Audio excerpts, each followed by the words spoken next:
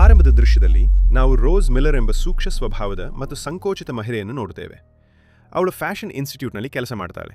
ದೊಡ್ಡ fashion designer ಆಗಬೇಕೆಂಬ ಕನಸು ಅವಳದು.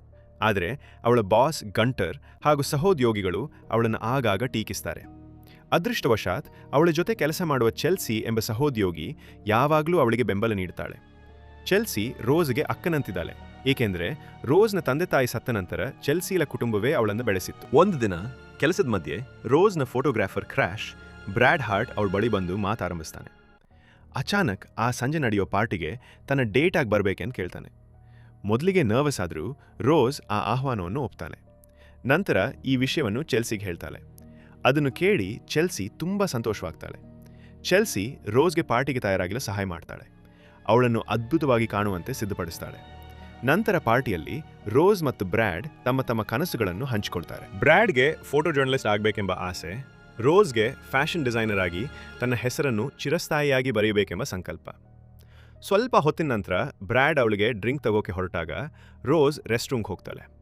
ಅಲ್ಲಿ ಬಾತ್ರೂಮ್ ಸ್ಟಾಲ್ನಲ್ಲಿದ್ದಾಗ ಅವಳಿಗೆ ಇಬ್ಬರು ಮಾಡೆಲ್ಸ್ ಗಾಸಿಪ್ ಮಾಡ್ತಿರೋದು ಕೇಳಿಸ್ತದೆ. ಅವರ ಮಾತು ರೋಸ್ನ ಹೃದಯಕ್ಕೆ ಕತ್ತಿಯಂತೆ ತಾಕ್ತದೆ. ಈ ಡೇಟನ್ನು ಚೆಲ್ಸಿ ಅನುಕಂಪದಿಂದ ಅರೇಂಜ್ ಮಾಡಿದಾಳೆ ಎಂಬ ಸತ್ಯ ಅವಳಿಗೆ ತಿಳಿಯುತ್ತದೆ. ಕೋಪದಿಂದ ಉರಿಯು ರೋಸ್ ಚೆಲ್ಸಿ ಎದುರು ನಿಂತು ಪ್ರಶ್ನಿಸ್ತಾಳೆ. ಚೆಲ್ಸಿ ನಾನು ಸಹಾಯ ಮಾಡಲು ಮಾತ್ರ ಬಯಸಿದೆ ಅಂತ ಹೇಳಿದ್ರು ರೋಸ್ ಅವಳ ಅಪಾಲಜಿ ರಿಜೆಕ್ಟ್ ಮಾಡ್ತಾರೆ. ನನಗೆ ನಿನ್ನ ಅನುಕಂಪದ ದಾನ ಬೇಡ ಎಂದು ಘೋಷಿಸಿ ಕಣ್ಣೀರು ಕೋಪದ ಮಿಶ್ರಣದೊಂದಿಗೆ ಸ್ಕೂಟರ್ ಮೇಲೆ ಹೊರಟು ಹೋಗ್ತಾಳೆ. ಆದರೆ ಕತ್ತಲೆಯ ರಸ್ತೆಯಲ್ಲಿ ಅವಳ ಸ್ಕೂಟರ್ ವೇಗವಾಗಿ ಚಲಿಸುತ್ತಿರುವಾಗ ವಿಧಿಯೊಂದು ಕ್ರೂರ ತಿರುವು ತರುತ್ತದೆ. ರೋಸ್ಗೆ ಭೀಕರವಾದ ಅಪಘಾತ ಸಂಭವಿಸುತ್ತದೆ. ಆಘಾತಕರ ಅಪಘಾತದ ನಂತರ ರೋಸ್ ಆಸ್ಪತ್ರೆಯ ಹಾಸಿಗೆಯಲ್ಲಿ ಎಚ್ಚರವಾಗ್ತಾಳೆ.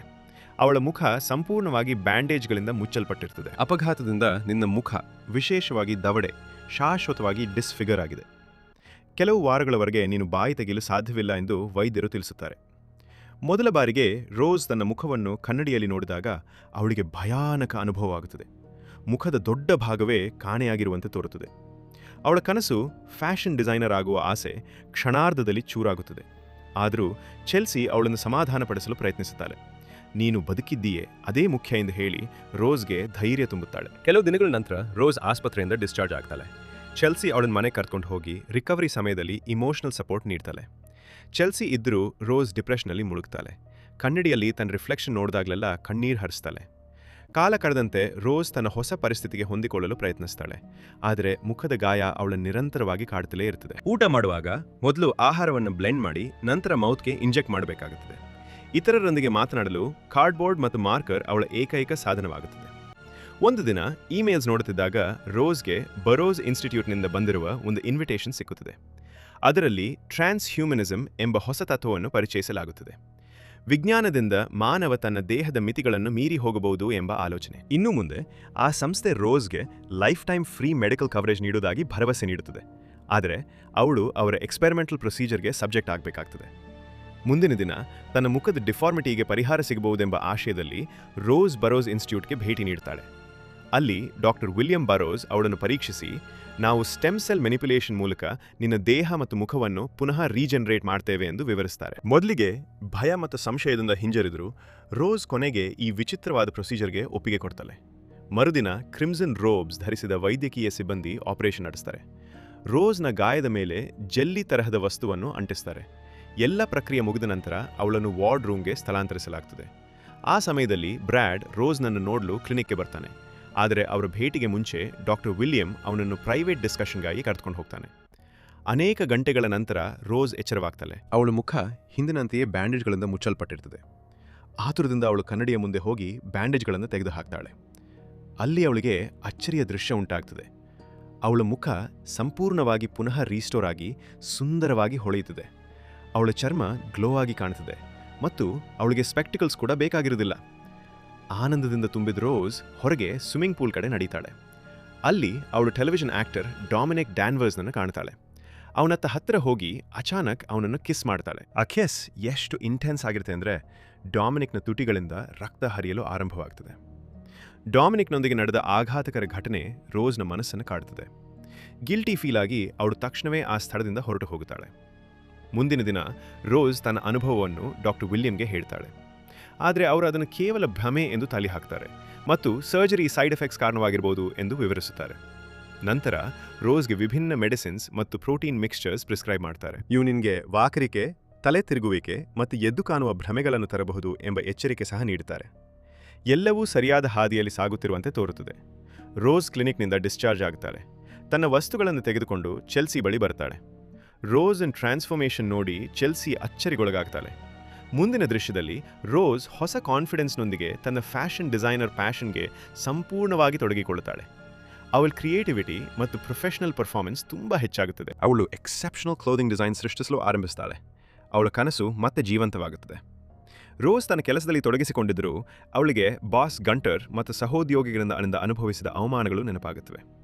ಆದರೆ ಈಗ ಆ ನೆನಪುಗಳು ಅವಳಿಗೆ ಮೋಟಿವೇಶನ್ ಆಗಿ ಇನ್ನೂ ಉತ್ತಮವಾಗಿ ಕೆಲಸ ಮಾಡಲು ಪ್ರೇರೇಪಿಸುತ್ತವೆ. ಒಂದು ದಿನ ಬ್ರ್ಯಾಡ್ ರೋಸ್ನನ್ನು ನೋಡಲು ಬರ್ತಾನೆ. ಅವಳ ಸ್ಟ್ರೈಕಿಂಗ್ ಟ್ರಾನ್ಸ್ಫಾರ್ಮೇಷನ್ ನೋಡಿ ಅವನು ಬೆಚ್ಚಿ ಬೀಳುತ್ತಾನೆ. ಹಿಂದಿನ ಘಟನೆಗಳಿಗೆ ಕ್ಷಮೆ ಕೇಳಿ ಮತ್ತೊಮ್ಮೆ ಡೇಟ್ಗೆ ಇನ್ವೈಟ್ ಮಾಡ್ತಾನೆ. ಆದರೆ ರೋಸ್ ಇನ್ನೂ ಅಪ್ಸೆಟ್ ಆಗಿರೋದ್ರಿಂದ ಅವನ ಪ್ರಪೋಸಲನ್ನು ನಿರಾಕರಿಸ್ತಾಳೆ. ಆ ಸಂಜೆ ರೋಸ್ ಮತ್ತು ಚೆಲ್ಸಿ ರಿಲ್ಯಾಕ್ಸ್ ಆಗಲು ಬಾರ್ಗೆ ಹೋಗ್ತಾರೆ. ಅಲ್ಲಿ ಅವರು ಅಚಾನಕ್ ಗಂಟರ್ನನ್ನು ಭೇಟಿಯಾಗ್ತಾರೆ. ರೋಸ್ನ ಹೊಸ ಅಪಿಯರೆನ್ಸ್ ನೋಡಿ ಅವನು ಅಚ್ಚರಿಗೊಳಗಾಗ್ತಾನೆ. ಅವಳ ಔಟ್ಫಿಟ್ ಬಗ್ಗೆ ಕೇಳಿದಾಗ ರೋಸ್ ಇದು ನನ್ನ ಡಿಸೈನ್ ಎಂದು ಹೆಮ್ಮೆಯಿಂದ ಹೇಳ್ತಾಳೆ. ಗಂಟರ್ ಇಂಪ್ರೆಸ್ಡ್ ಆಗಿ ತನ್ನ ಹೊಸ ಕಲೆಕ್ಷನ್ಗೆ ರೋಸ್ನನ್ನು ಕೊಲಾಬ್ರೇಟ್ ಮಾಡಲು ಇನ್ವೈಟ್ ಮಾಡ್ತಾನೆ.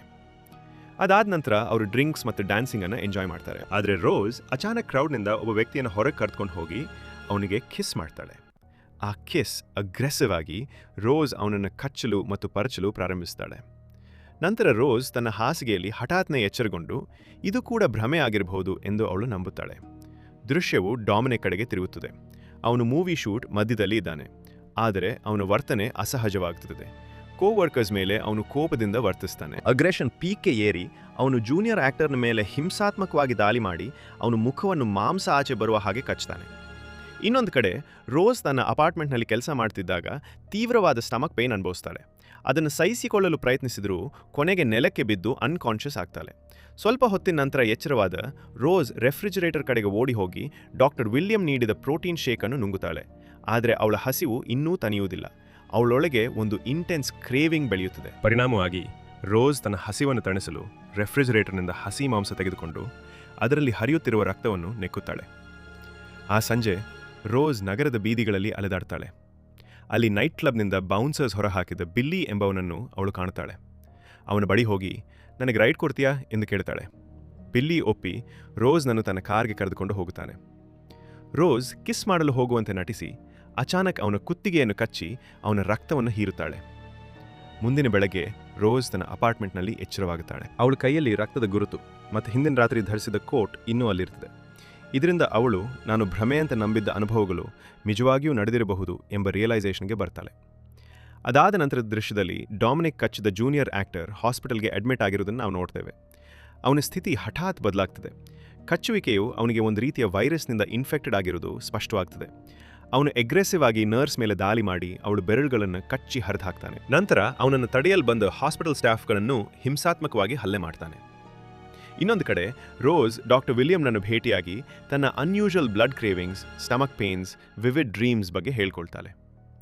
ನಾನು ಸ್ಲೋಲಿ ಮಾನ್ಸ್ಟರ್ ಆಗ್ತಿದ್ದೀನೋ ಎಂಬ ಭಯವನ್ನು ವ್ಯಕ್ತಪಡಿಸ್ತಾಳೆ. ಆದರೆ ಡಾಕ್ಟರ್ ವಿಲಿಯಂ ಅವಳ ವೈಲೆಂಟ್ ಎನ್ಕೌಂಟರ್ಸ್ ಕೇವಲ ಭ್ರಮೆಗಳು ಎಂದು ಭರವಸೆ ನೀಡ್ತಾನೆ. ಹಸಿವಿನ ಬದಲಾವಣೆ ಟ್ರಾನ್ಸ್ಫಾರ್ಮೇಷನ್ನ ನಾರ್ಮಲ್ ಭಾಗ ಎಂದು ವಿವರಿಸ್ತಾನೆ. ಈ ಭರವಸೆಯೊಂದಿಗೆ ರೋಸ್ ಕೆಲಸಕ್ಕೆ ಹೋಗ್ತಾಳೆ. ಅಲ್ಲಿ ಗುಂಟರ್ ಅವಳ ಹೊಸ ಸ್ಕೆಚಸ್ ನೋಡ್ತಾನೆ. ಅವು ಸ್ಟ್ರೇಂಜ್ಲಿ ಡಾರ್ಕ್ ಮತ್ತು ಸಿನಿಸ್ಟರ್ ಆಗಿ ಕಾಣ್ತವೆ. ರೋಸ್ನ ಕ್ರಿಯೇಟಿವಿಟಿ ಈಗ ಒಂದು ಹೊಸ ಭಯಾನಕ ದಿಕ್ಕಿನಲ್ಲಿ ಸಾಗುತ್ತಿದೆ. ಅದಾದ ನಂತರ ಬ್ರ್ಯಾಡ್ ಮತ್ತೆ ರೋಸ್ನನ್ನು ಭೇಟಿಯಾಗಿ ಮತ್ತೊಮ್ಮೆ ಚಾನ್ಸ್ ಕೊಡ್ತೀಯಾ ಎಂದು ಕೇಳ್ತಾನೆ. ಈ ಬಾರಿ ರೋಸ್ ಒಪ್ತಾಳೆ. ಇಬ್ಬರು ರೆಸ್ಟೋರೆಂಟ್ನಲ್ಲಿ ಮೀಲ್ ಶೇರ್ ಮಾಡ್ತಾರೆ. ಆದರೆ ಕಾನ್ವರ್ಸೇಷನ್ ಮಧ್ಯೆ ರೋಸ್ಗೆ ತನ್ನ ಬಾಯಲ್ಲಿ ಏನೋ ಅಸಹಜವಾಗಿರುವಂತೆ ಅನಿಸುತ್ತದೆ. ಅವಳು ಎಕ್ಸ್ಕ್ಯೂಸ್ ಹೇಳಿ ರೆಸ್ಟ್ ರೂಮ್ಗೆ ಹೋಗ್ತಾಳೆ. ಕನ್ನಡಿಯಲ್ಲಿ ನೋಡಿದಾಗ ಅವಳ ನಾಲಿಗೆ ಕೆಳಗೆ ಹೊಸ ಹಲ್ಲು ಬೆಳೀತಿರೋದು ಕಾಣ್ತದೆ. ಇದರಿಂದ ಅವಳು ಭಯಭೀತರಾಗಿ ತಕ್ಷಣ ಹೊರಟು ಹೋಗಿ ನಿರ್ಧರಿಸ್ತಾಳೆ. ಅಷ್ಟರಲ್ಲಿ ರೆಸ್ಟೋರೆಂಟ್ಗೆ ಒಬ್ಬ ವ್ಯಕ್ತಿ ನುಗ್ಗಿ ರೋಸ್ ಮೇಲೆ ದಾಳಿ ಮಾಡ್ತಾನೆ. ಅವಳನ್ನು ರಕ್ಷಿಸಲು ಬ್ರ್ಯಾಡ್ ಅವನನ್ನು ಫೈರ್ ಎಕ್ಸ್ಟಿಂಗ್ವಿಷರ್ ಹಿಡಿದು ಅವನ ತಲೆಗೆ ಅನೇಕ ಬಾರಿ ಹೊಡೆಯುತ್ತಾನೆ. ಮುಂದಿನ ಬೆಳಗ್ಗೆ ರೋಸ್ ದುಸ್ವಪ್ನದಿಂದ ಎಚ್ಚರವಾಗ್ತಾಳೆ. ಅವಳಿಗೆ ತನ್ನದೇ ಮಾನ್ಸ್ಟ್ರಸ್ ಎಂಟಿಟಿ ಆಗ್ತಿರುವ ದೃಶ್ಯ ಕಾಣ್ತದೆ. ಆತಂಕದಿಂದ ಅವಳು ಪ್ರೋಟೀನ್ ಶೇಕ್ ಸೇವಿಸಲು ನಿರ್ಧರಿಸ್ತಾಳೆ. ಆದರೆ ಒಂದು ಕ್ಷಣದಲ್ಲಿ ಬಾಟಲ್ ಸ್ಲಿಪ್ ಆಗಿ ಕೆಳಗೆ ಬೀಳ್ತದೆ. ಅದರೊಳಗಿನ ಲಿಕ್ವಿಡ್ ಬ್ಲಡ್ ಎಂದು ಬಹಿರಂಗವಾಗ್ತದೆ. ರೋಸ್ ಪ್ಯಾನಿಕ್ ಆಗಿ ಡಾಕ್ಟರ್ ವಿಲಿಯಂಗೆ ಕಾಲ್ ಮಾಡಲು ಪ್ರಯತ್ನಿಸ್ತಾಳೆ. ಆದರೆ ಸಂಪರ್ಕವಾಗುವುದಿಲ್ಲ. ಸ್ವಲ್ಪ ಸಮಯ ವಿಶ್ರಾಂತಿ ಪಡೆದು ಅವಳು ಕೆಲಸಕ್ಕೆ ಹೋಗ್ತಾಳೆ.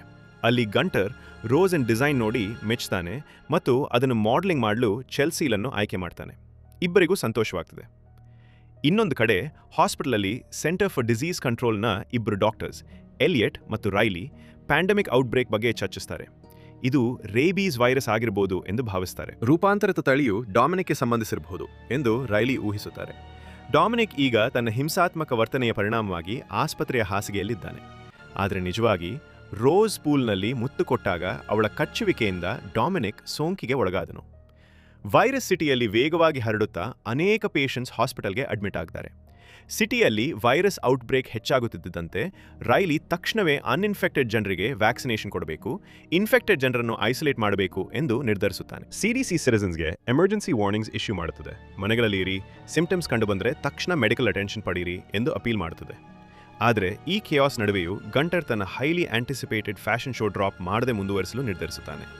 ಇವೆಂಟ್ಗೆ ಜನರು ಸೇರಿಕೊತ್ತಾರೆ, ಆದರೆ ಚೆಲ್ಸಿ ಕಾಣೆಯಾಗಿರುವಂತೆ ಕಾಣುತ್ತದೆ. ರೋಸ್ ಅವಳನ್ನು ಕಾಂಟ್ಯಾಕ್ಟ್ ಮಾಡಲು ಪ್ರಯತ್ನಿಸುತ್ತಾಳೆ, ಆದರೆ ಸಂಪರ್ಕವಾಗುವುದಿಲ್ಲ. ಅಷ್ಟರಲ್ಲಿ ರೋಸ್ಗೆ ಡಾಕ್ಟರ್ ವಿಲಿಯಂನಿಂದ ಅರ್ಜೆಂಟ್ ಕಾಲ್ ಬರುತ್ತದೆ. ತಕ್ಷಣ ಕ್ಲಿನಿಕ್ಗೆ ಬಾ ಎಂದು ಅವನು ಹೇಳ್ತಾನೆ. ಆದರೆ ರೋಸ್, ನಾನು ಫ್ಯಾಷನ್ ಶೋ ಮಿಸ್ ಮಾಡಲಾಗೋದಿಲ್ಲ, ನಾಳೆ ಬರ್ತೀನಿ ಎಂದು ಉತ್ತರಿಸ್ತಾಳೆ. ಕೆಲವು ಸಮಯದ ನಂತರ ಚೆಲ್ಸಿ ವೆನ್ಯೂಗೆ ಬರ್ತಾಳೆ. ಆದರೆ ಅವಳ ಕೈಯಲ್ಲಿ ಬೈಟ್ ಮಾರ್ಕ್ ಕಾಣುತ್ತದೆ.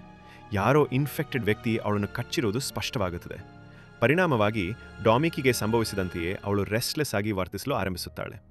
ಅವಳ ಸ್ಥಿತಿಯ ಹೊರತಾಗಿಯೂ ಚೆಲ್ಸಿ ತನ್ನ ಶಾಂತತೆಯನ್ನು ಕಾಪಾಡಿಕೊಳ್ಳಲು ತನ್ನ ಕೈಲಾದಷ್ಟು ಪ್ರಯತ್ನಿಸುತ್ತಾಳೆ. ಇನ್ನೊಂದು ಕಡೆ ವೆನ್ಯೂ ಹೊರಗೆ ರೋಸ್ ಚೆಲ್ಸಿಗೆ ಸಂಪರ್ಕಿಸಲು ಪ್ರಯತ್ನಿಸ್ತಾಳೆ. ಅಷ್ಟರಲ್ಲಿ ಅವಳಿಗೆ ಮತ್ತೆ ತೀವ್ರ ಸ್ಟಮಕ್ ಪೇನ್ ಉಂಟಾಗ್ತದೆ. ಹಾದು ಹೋಗುತ್ತಿದ್ದ ಕೆಲವರು ಅವಳನ್ನು ಗಮನಿಸ್ತಾರೆ, ಆದರೆ ಸಹಾಯ ಮಾಡುವ ಬದಲು ಮೊಬೈಲ್ ತೆಗೆದು ವಿಡಿಯೋ ಕ್ಯಾಪ್ಚರ್ ಮಾಡ್ತಾರೆ. ಅಕಸ್ಮಾತ್ ರೋಸ್ನ ದೇಹದಿಂದ ಒಂದು ಬಿಜಾರ್ ಟೆಂಟಿಕಲ್ ಹೊರಬಂದು ಪಕ್ಕದಲ್ಲಿದ್ದ ಒಬ್ಬರ ಮೇಲೆ ದಾಳಿ ಮಾಡ್ತೆ. ಆ ಕ್ಷಣದಲ್ಲಿ ಬ್ರ್ಯಾಡ್ ಅಲ್ಲಿ ಕಾಣಿಸ್ಕೊಂಡು ಇನ್ನೊಬ್ಬನನ್ನು ವಶಪಡಿಸ್ಕೊಳ್ತಾನೆ. ನಂತರ ರೋಸ್ಗೆ ಸಹಾಯ ಮಾಡಲು ಮುಂದೆ ಬರ್ತಾನೆ. ಟೆಂಟಿಕಲ್ನನ್ನು ಪ್ರೊಫೆಷನಲಿ ಕಂಟ್ರೋಲ್ ಮಾಡಿ ರೋಸ್ಗೆ ಇಂಜೆಕ್ಷನ್ ನೀಡ್ತಾನೆ. ಕೊನೆಗೆ ಅವಳನ್ನು ತನ್ನ ಕೈಗಳಲ್ಲಿ ಎತ್ಕೊಂಡು ವೆನ್ಯೂ ಒಳಗೆ ಕರೆದುಕೊಂಡು ಹೋಗ್ತಾನೆ. ಟೆಂಟಿಕಲ್ ದಾಳಿ ಮಾಡಿದ ವ್ಯಕ್ತಿ ಜಾಂಬಿ ತರಹ ಎದ್ದು ವೆನ್ಯೂ ಒಳಗೆ ಪ್ರವೇಶಿಸ್ತಾನೆ.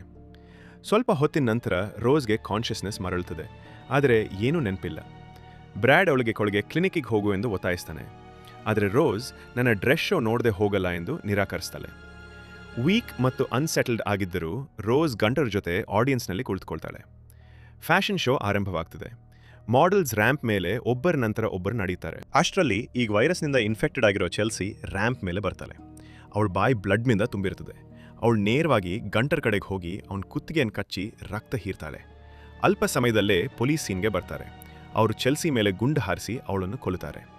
ಈ ಭಯಾನಕ ಘಟನೆಗಳಿಂದ ರೋಸ್ ಧ್ವಂಸಗೊಳ್ತಾಳೆ. ಬ್ರ್ಯಾಡ್ ಅವಳನ್ನು ಕ್ಲಿನಿಕ್ಗೆ ಕರ್ಕೊಂಡು ಹೋಗ್ತಾನೆ.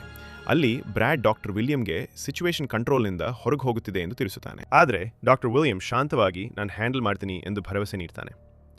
ರೋಸ್ ಸಿಟಿಯ ಅವ್ಯವಸ್ಥೆಯನ್ನು ಅರ್ಥ ಮಾಡಿಕೊಳ್ಳಲು ಹೋರಾಡ್ತಾ ತನ್ನನ್ನೇ ದೋಷಿ ಎಂದು ಭಾವಿಸುತ್ತಾಳೆ. ಈ ಸಾಂಕ್ರಾಮಿಕ ರೋಗ ನನ್ನಿಂದಲೇ ಆರಂಭವಾಗಿದೆಯೋ ಎಂಬ ಗಿಲ್ಟ್ ಅವಳನ್ನು ಕಾಡುತ್ತದೆ.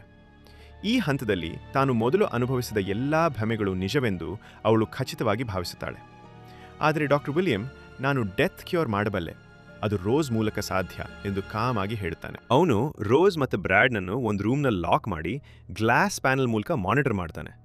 ಅಷ್ಟರಲ್ಲಿ ಶಾಕಿಂಗ್ ಟ್ರೂತ್ ಹೊರಬರ್ತದೆ.